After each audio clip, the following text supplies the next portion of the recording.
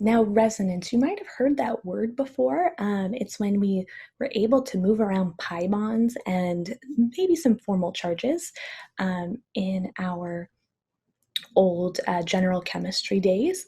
But what we're going to see here in organic chemistry is the idea first of what we call the allylic carbocation. The allylic carbocation is one in which there's 3 carbon atoms. Let me just number them for us. 1, 2, 3. Where carbon number 1 and 2 has a double bond, a pi bond, right? And carbon number 3 is a positively charged carbon. Now, when we're looking at this, what we need to be able to represent is the idea of hybridization. Carbon 1 and 2, we know, is sp2 hybridized because of that pi bond. Carbon number 3, remember the carbocation we said had an empty p orbital. That means that it also is sp2 hybridized. What's important to note is that carbon number 3 has an empty p orbital. So it can't be hybridized, that last p orbital. It's not sp3 hybridized. It only has 3 electron groups. The carbon number 2 bond and the 2 hydrogens that we have attached to it. That empty p orbital will be able to spread out some of its positive charge in what we call resonance. Now, when we look at this, if all of the carbons have an unhybridized p orbital, then all 3 of them technically overlap on side to side. They overlap with that parallel relationship, even if this one is positively charged and these 2 have electrons. So we can think here was the pi bond, and here was the carbocation on the end, what we called carbon 1, 2, and 3. But what's interesting is that all 3 p orbitals are overlapping and allowing the electrons to move in that pi bond. Now those 2 electrons can actually move and what we call delocalize themselves, move around to be shared in different areas of the molecule. Now, both of these resonance structures, we said resonance structures in general chemistry were existing. They're all valid structures, and that is true. What's really, really important to note in organic chemistry, we add 1 layer of intensity to this resonance structure idea, is that they are all true at the exact same time. So really what I want us to think about is the 1 resonance hybrid, this guy right here. This is actually the best representation of the allylic carbocation, where there's actually not just 1 carbon that has the positive charge, but rather the double bond is spread out throughout all 3 atoms, and the positive charge is a delta positive on carbon number 1 and carbon number 3. When we can move electrons around, notice the electrons right here are being moved over between 1 and 2. They're just swinging over to be between 2 and 3. 2 is kind of like the hinge of that door swinging. Those 2 electrons are what we call delocalized. The positive charge is just a formal charge. That is not any electrons. That's not delocalizing itself. The actual electrons are in that pi bond, and those are what we are going to start thinking of as delocalizing themselves. Now, delocalized electrons are more spread out, and therefore they lower the energy of the molecule. Molecules with resonance are stabilized. And so when we think about that delocalization, it results in not a positive 1 charge, but a delta positive, partial positive, closer to a 0 formal charge, right? So the more resonance we have, the more delocalization we have, and therefore the more stable we are. We're gonna go throughout organic chemistry doing curved arrows. Curved arrows show movement of electrons. They originate at electrons or at a bond, which has electrons, right? This is what we call the tail, and this is what we call the head. The tail is where the electrons are, right? There's 2 electrons there. The head is where those electrons are going. And so we'll be able to master these by looking at something like the allylic carbocation and saying, my curved arrows, I want these 2 electrons to go here.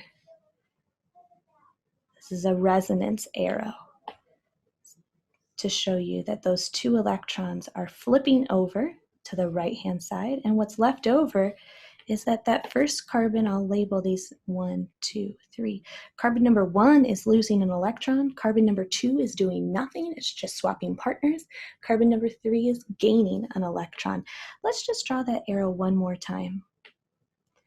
2 electrons at the tail. The head is where it's going. It's going to be shared between carbon number 2 and 3. And we'll definitely explore these more often in chapter 3.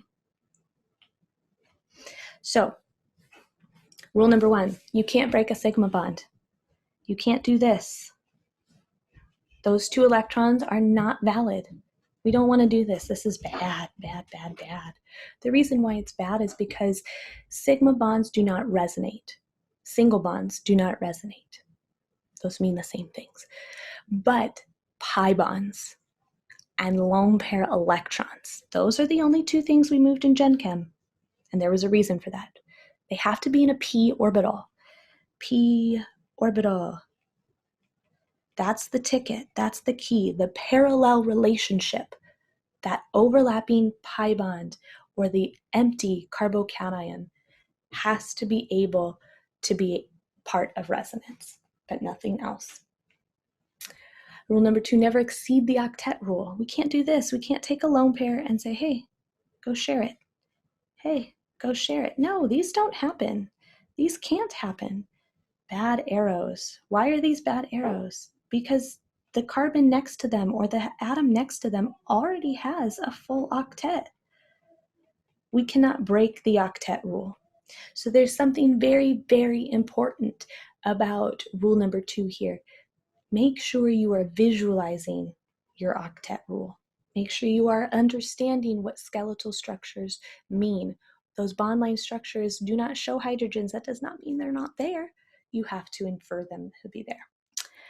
A couple of general rules with doing resonance is the idea that we can see patterns. The allylic lone pair, the allylic carbocation, we'll see what those mean in just a second. The lone pair electrons that are adjacent to a carbocation, carbocations, formal charges, carbanions, they're all going to be really helpful for us to start thinking big picture where it can draw a resonance structure. A pi bond between 2 atoms with different electronegativities can also be broken. Pi bonds can be broken, lone pairs can be shifted to a point. And then conjugated pi bonds in a ring. Now these 5 general patterns we're going to go through. We'll start with the idea of vinylic and allylic positions. Now vinylic positions are the actual sp2 atoms that are participating in the double bond. Allylic refers to the atoms that are next door, adjacent to a pi bond. So you have to have a pi bond and then an atom right next door. So looking at this structure with the nitrogens, here's the double bond.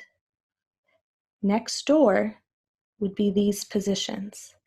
So that's why the nitrogen on the bottom is labeled as allylic for its lone pair, but the nitrogen on the top is too far away. You're only close if you're right next door, adjacent. The nitrogen on the top is too far away from the pi bond. And so it's lone pairs we won't look at.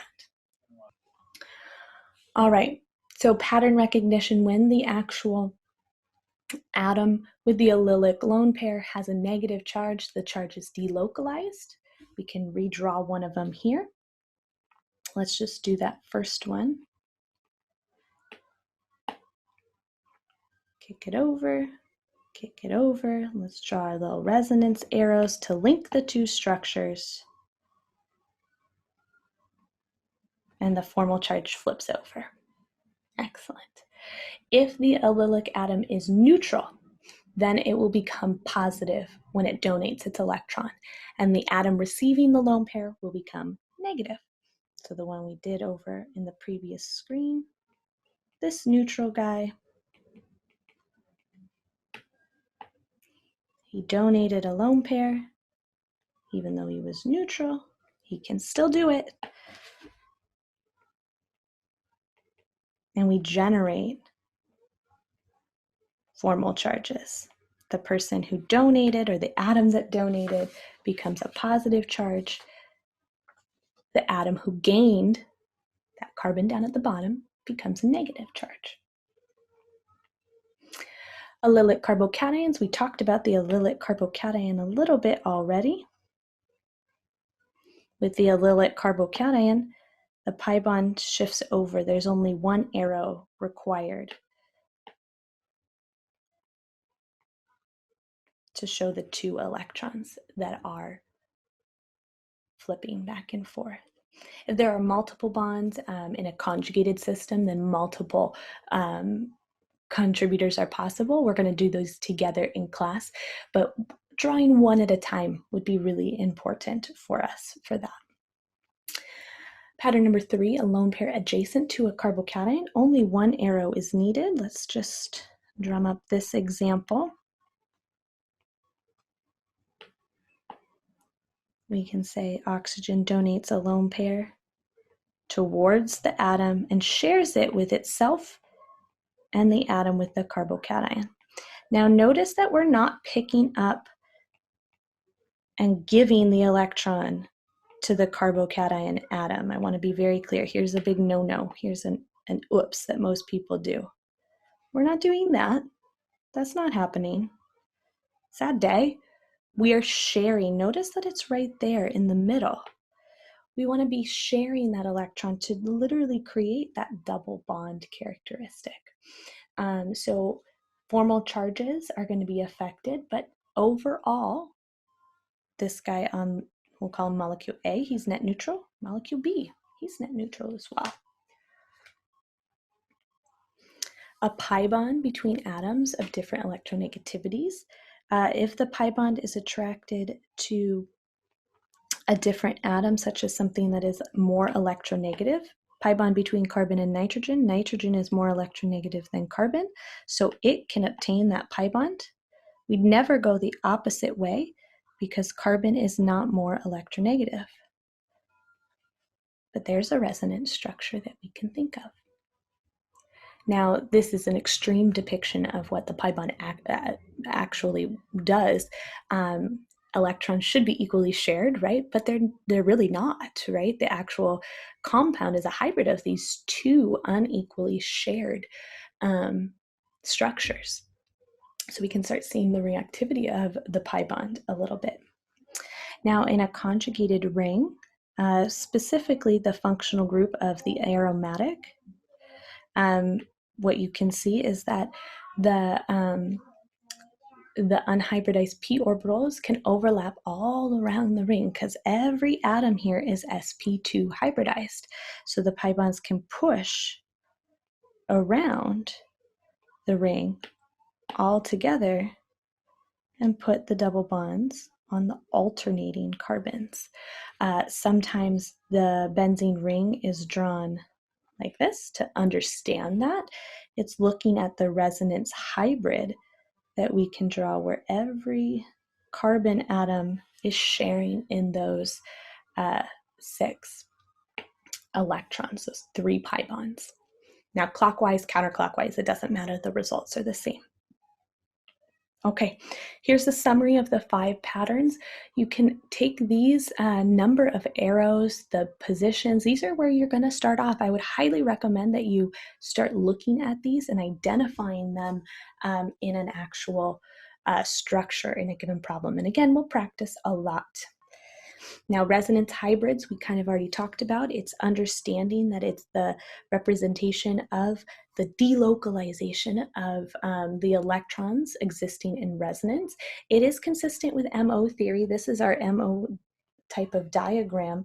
When we think about MO theory and this orbital overlap between all 3 pi's in the allylic carbocation, we see that the resonance hybrid really mirrors that well. And so this is a good, resonance is a good representation of what happens for delocalized electrons. Localized electrons, things that cannot move around, things that we cannot do curved arrows to push into resonance because they do not follow one of the 5 patterns.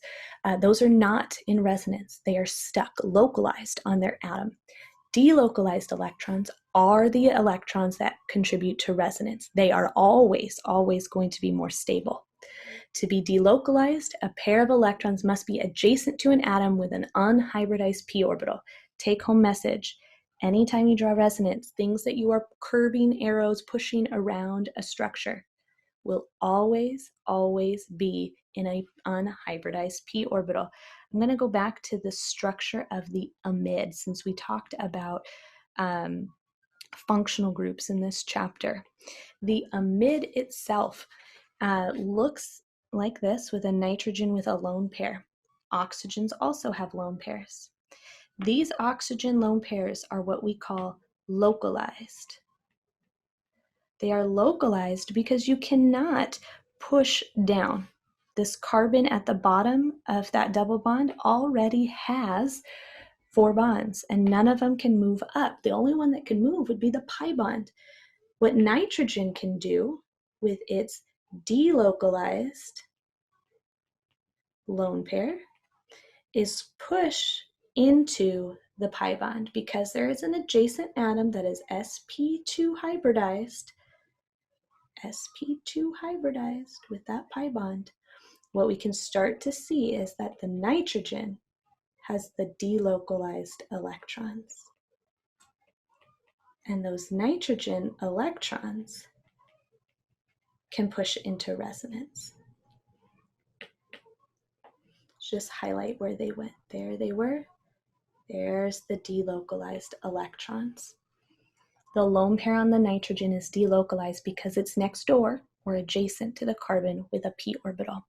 What that means for the nitrogen is that it is sp2 hybridized. It is always sp2 hybridized because those lone pairs are in a p orbital. In order to do resonance, anything you're pushing, anything you're curving arrows for has to be in a p orbital. Now, we can see that sometimes there's going to be lone pairs adjacent to a p orbital, but they do not participate in resonance if they can't have proper overlap, specifically in a ring. We don't want to do this. This is bad. Why is that bad? Look at that nitrogen. It is looking like it's supposed to be sp hybridized, but it's locked in a ring. We cannot do that to that nitrogen. In reality, that lone pair is not participating in resonance because the nitrogen already has a p orbital, namely that pi bond. So the lone pair cannot also be in a p orbital. That would not be valid for us. So be very careful with that. If the atom already has a pi bond, do not use its lone pairs to perform resonance. Excellent. And here's where we'll end. Don't assume just because there's a lone pair adjacent to a pi bond that you need to be able to use that lone pair. Let's take a look at all 3 of these nitrogens. I'm going to highlight them different colors so that we can talk about them that way. Let's start with green. This green nitrogen has a lone pair, but it's not adjacent to any pi bond. We have an sp3 atom over here. We have hydrogen s orbitals. These are localized. Then let's go to the yellow guy. This lone pair right here. He is adjacent to a sp2 carbon atom, but the nitrogen already has a pi bond. And so these 2 are localized. And let's end with the pink one. Nitrogen here does not have a pi bond itself and is adjacent to 2 different sp2 pi bonds. So therefore he can participate. These are delocalized. Just chose the top one to be able to go into. But again, you could have chosen the bottom ones as well.